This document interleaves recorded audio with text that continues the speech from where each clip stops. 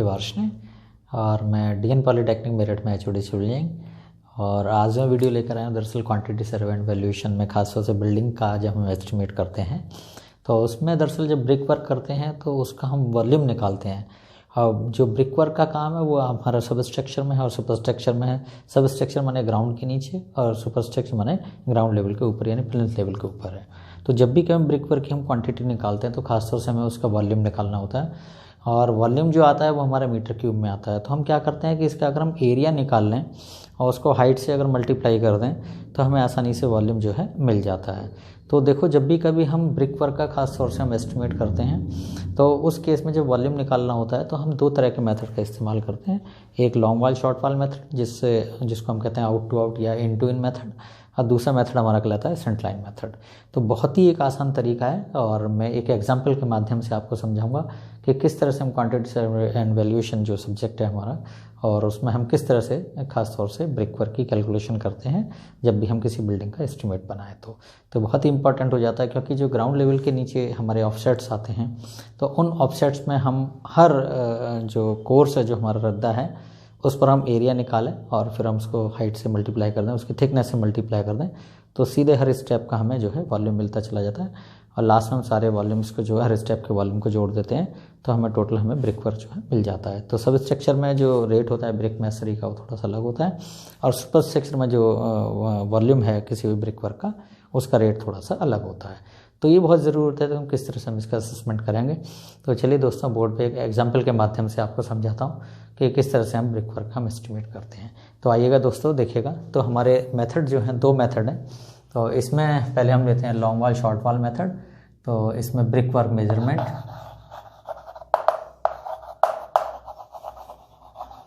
Brick work MEASUREMENT, brick work measurement, and it is through long wall short wall method, long wall dash short wall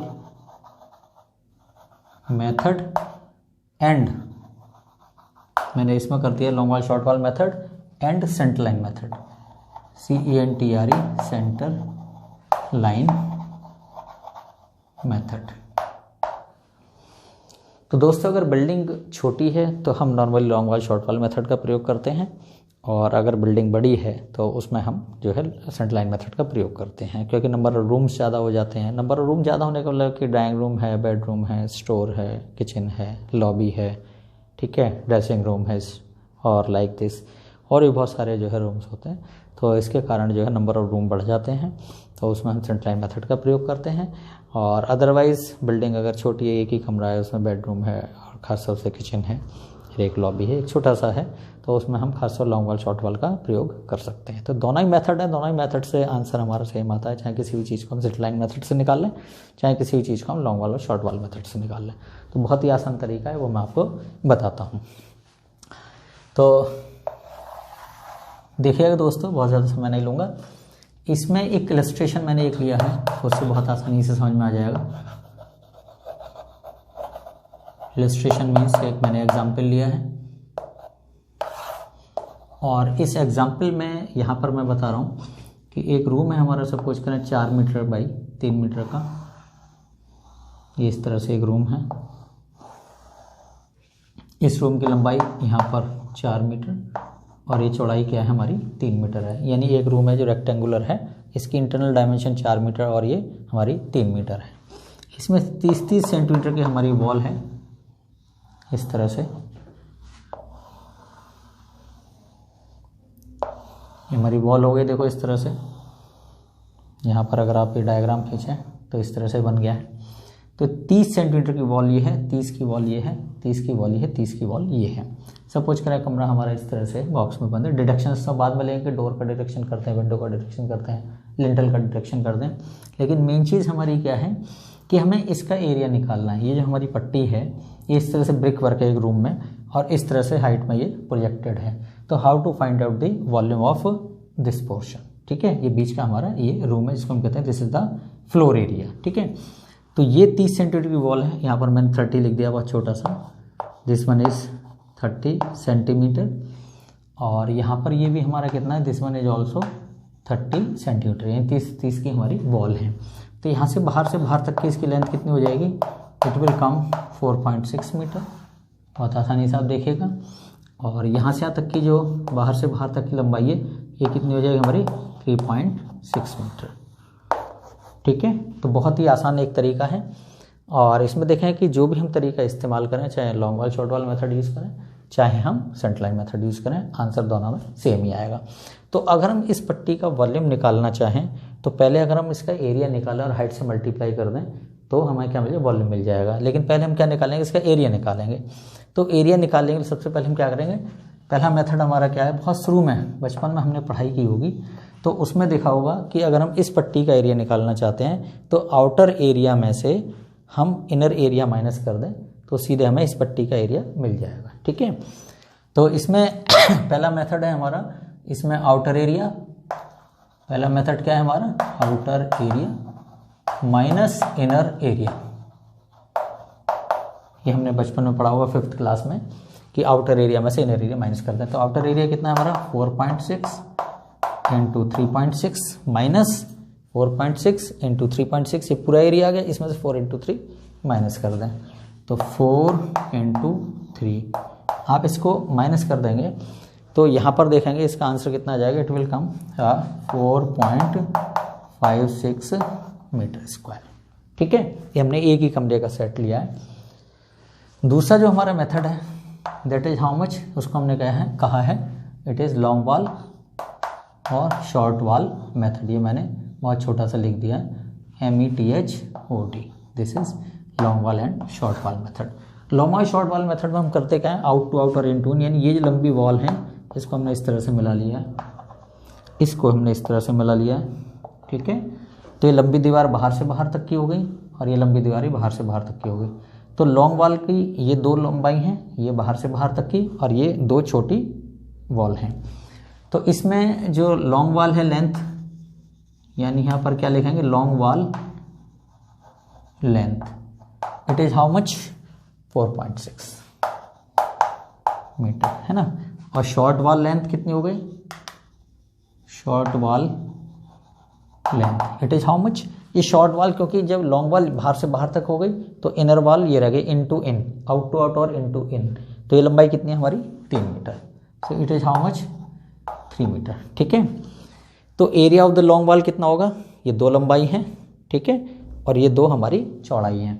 तो इसका area कैसे निकालेंगे हम, यानी कि एरिया बराबर 2 इंटू 4.6, ये हमारा क्या है 4.6 इंटू 0.3। ठीक है, ये इसकी लंबाई कितनी है 4.6 इंटू 0.3, और ये लंबाई दोनों बराबर है ना, तो हमने 2 से मल्टीप्लाई कर दिया है। माइनस, और इसको माइनस क्यों करेंगे, हम प्लस करेंगे क्योंकि हमारी पट्टी का एरिया है। इसका एरिया निकाल दिया हमने, अब इसका एरिया निकालना है। तो इसका एरिया कितना है हमारा 2, एक वॉल ये, एक वॉल शॉर्ट वॉल 2, तो 2 शॉर्ट वॉल हो गई, और इसकी लंबाई कितनी है हमारी 3 मीटर, और ये कितना है हमारा 0.3। ठीक है, सेम ये और सेम ये, तो हमने 2 गुना पहले कर लिया। तो it is how much 3 into 0.3, तो इट विल कम, इसको आप कैलकुलेट करेंगे तो सीधे आंसर आ जाएगा आपका, it will come 4.56 metre square. ठीक है, बहुत आसानी से आपने देख लिया होगा, यानी 4.6 into 0.3 plus 4.6 into 0.3 plus 3 into 0.3 plus 3 into 0.3, तो हर पट्टी का एरिया आपको मिल जाएगा और इसका मान भी 4.56 मीटर स्क्वायर आ जाएगा। ठीक है, तो ये हमने क्या लिया, प्लेन्थ लेवल पे लिया है कि इस तरह से एक रूम है। तो अगर नीचे स्टेप पे जाएंगे तो ये क्या है हमारा, सपोज करें लंबाई हमारी 4 मीटर, तो थोड़ी बढ़ जाएगी क्योंकि ये स्टेप इस तरह से चल रहे हैं नीचे, इस तरह से। ठीक है, तो वहाँ पर हमारा एरिया जो बदलता जाएगा। तो अब आप देखेंगे इसमें दोनों में एरिया हमारा सेम आ रहा है। थर्ड मेथड हमारा क्या है, this is what centre line method, this is what centre line method. अब देखो हम मेथड कोई सा यूज़ करें लेकिन आंसर हमारा सेम आना चाहिए। अब सेंटर लाइन मेथड में हम करते क्या है, यहाँ पर हम इसकी सेंटर लाइन निकाल लेते हैं। सेंटर लाइन कैसे निकालें, देखो इसका पॉइंट ये हो गया सेंटर, ये लाइन, ये सेंटर लाइन है, यानी कि इस वॉल की सेंटर लाइन ये, इस वॉल की सेंटर लाइन ये, ठीक है, इस वॉल की सेंटर लाइन ये, और इस वॉल की सेंटर लाइन